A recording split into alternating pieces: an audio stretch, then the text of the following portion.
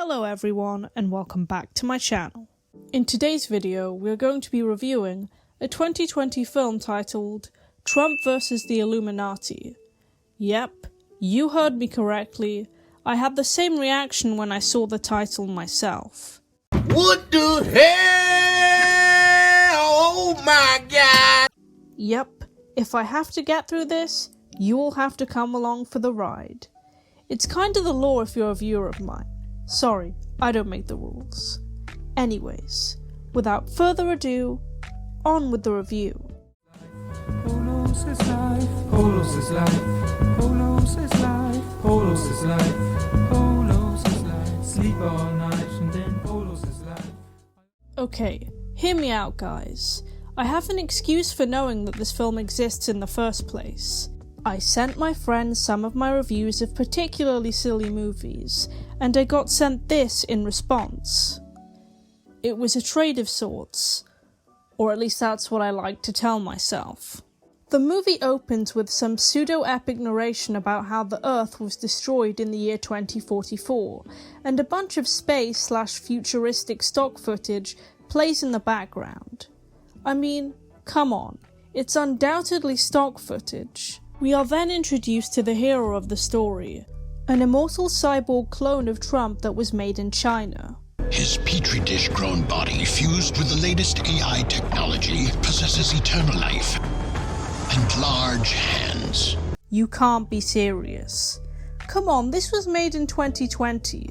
All of those memes were long dead by then. And is it just me, or does the narrator sound kind of AI generated? Anyways, Trump crash lands on Mars, surviving Earth's destruction, and lives there for a millennium.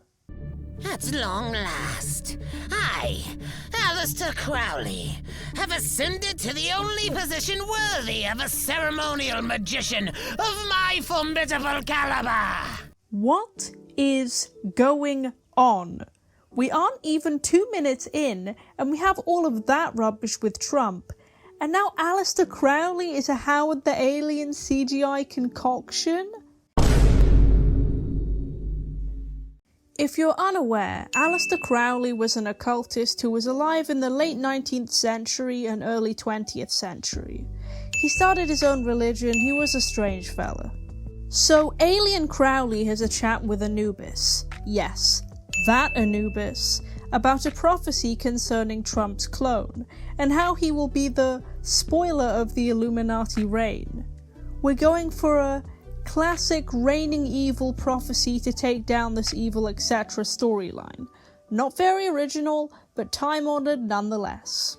We then cut to Trump giving some more exposition about the world's end, it being a nuclear war. There are COVID references, just about what I was expecting from this movie. It's pretty boring. We are introduced to another character called the Major, who has been stranded in space, resulting in his metabolism slowing down, although he's not immortal like Trump.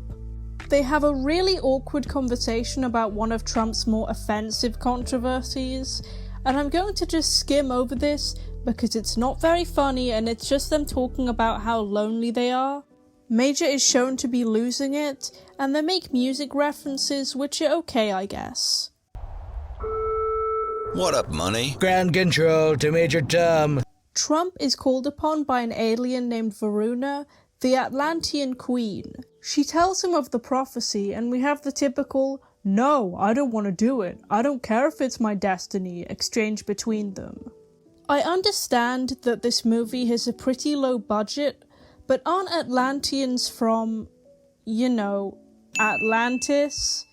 You'd think that they'd pick a model for Varuna that suited her environment. Meanwhile, Crowley has noticed Trump's activity on Mars. I assume that's because of the Queen visiting him, and sends some troops down to find the enemy of the Illuminati.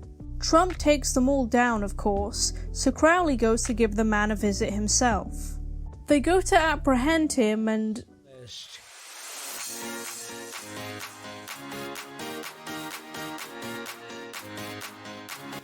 What the fuck? Someone actually took the time to animate this. Varuna then beams him to an empty Illuminati-marked spaceship because he's a shit stirrer, in her words. Why didn't she just do this before?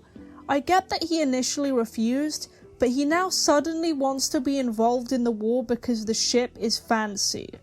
On Varuna's ship, a Princess Carly is told of the prophecy and discusses the war with a Jack Van Helsing clone. I first thought that this might be a reference to the Van Helsing series, but the Jack in that show was Jack as in Jacqueline. The guy just gives exposition about how he hates being a soldier, and it's such a stale way to present a backstory. Just show, don't tell. And why is this happening with a new character introduced so late into the movie? Van Helsing picks up Bigfoot to act as a backup while he goes to apprehend Crowley on the Illuminati HQ ship. They're successful in their mission, and at Ally HQ, they give Crowley a drug that makes him susceptible to suggestions. It doesn't seem to work when they try to get him to make his army retreat, but it will kill him without an antidote. Trump makes his way to Earth because that's where the gateway to hell is. Obviously, haven't you seen Buffy the Vampire Slayer? And it's in Dubai specifically.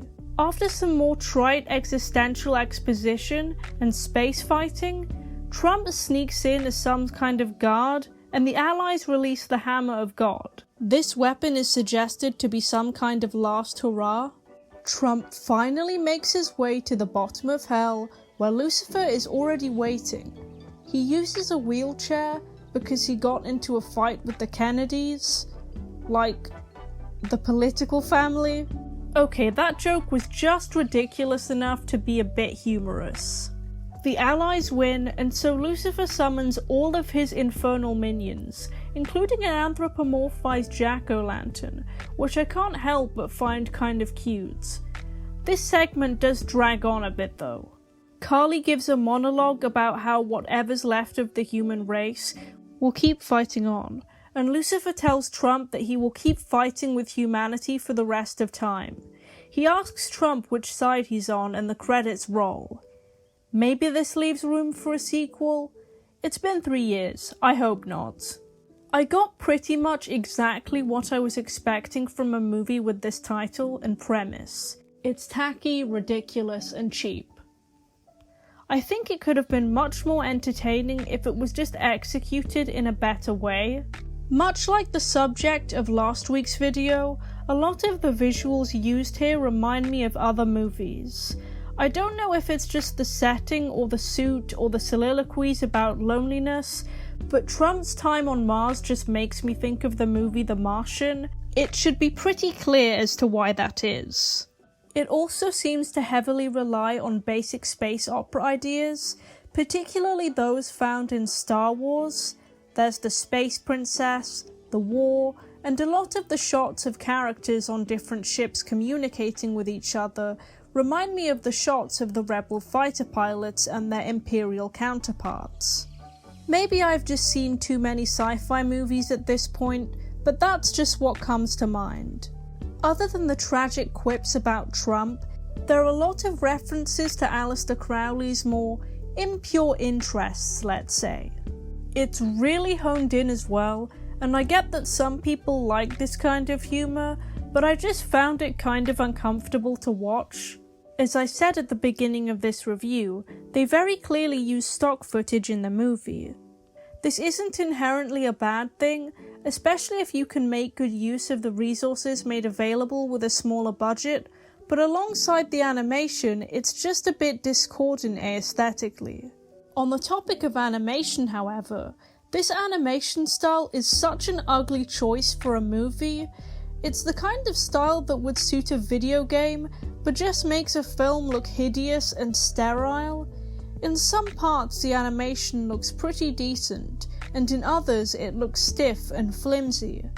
I can only assume that they bought most, if not all, of the assets, as all of the aliens look the same to their detriment, and I swear that they used 2 different models for Crowley. Kind of ruined my suspension of disbelief. My last gripe with the production of this film is that despite this cast apparently being full of humans, the voice acting really does sound AI generated. Today, I stand before the patron god of the afterlife, not merely as an occultist. Poet, painter, novelist. It just sounds so choppy and begrudgingly done that I'm finding a hard time believing that these characters are human, beyond just the awful visuals. Is this a personal story from a parallel universe? Are the voice actors clones for real? Well, that's all for this video. Be sure to follow me on social media as they are all linked in my description box. Don't forget to like and subscribe, and as always, thanks for watching. Nothing like a polo to ease my mind. With polos by my side, I'll always shine. The blue and green ones are my favorite kind, but I'll eat the colored ones from time to time. Cause polos is life, polos is life, polos is life, polos is life, polos is life, polos is life. Sleep all night and then